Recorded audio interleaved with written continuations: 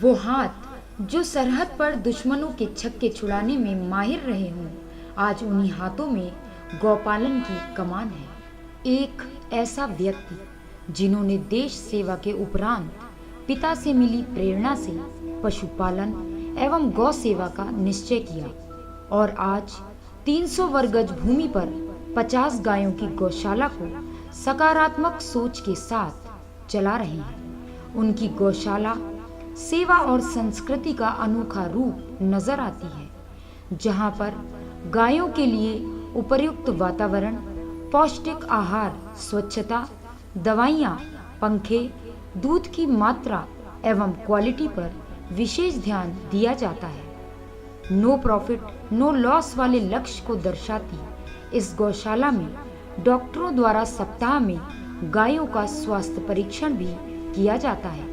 जय जवान जय किसान के नारे को चरितार्थ करते मेजर मनीष कहते हैं, गौ पालन की प्रेरणा ये चीज़ मेरे को मेरे फादर से मिली। वो काफ़ी इंटरेस्टेड हैं गायों में और रिटायरमेंट के बाद मेरा खेती की तरफ थोड़ा रुझान हुआ।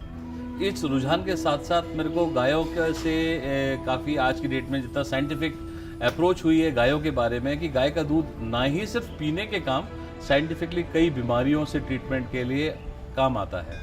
अभी तकरीबन आज की डेट में हमारे पास करीबन 45 गाय हैं, जिसमें कुछ छोटे बच्चे और कुछ गाय शामिल है, जिसमें दूध वाली गाय भी हैं।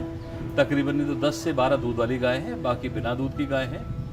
बेसिकली इनको मैनेज करने के लिए हमको ये एक बिजनेस के तौर पे ये इसको गौशाला को नहीं खोला गया है, तो पर कोशिश यही की गई है कि इसमें से जितना दूध का उत्पादन हो उसी से बाकी गायों के भी खर्चे चलें।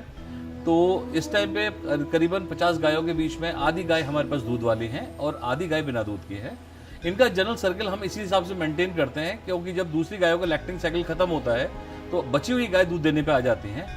इस तरीके से ये नॉन प्रॉफिटेबल ऑर्गेनाइजेशन कम लागत लगा के गायों के स्वयं के दूध के खर्चे से इसको हम आगे की तरफ लेके जाते हैं। हमारी अगर हम सिर्फ भारतवर्ष की बात करें, जिस तरह से हिंदुस्तान के अंदर आबादी बढ़ रही है और दूध का उत्पाद अगर आप देखा जाए तो शायद हम 10% दूध नहीं प्रोड्यूस कर पा रहे हैं।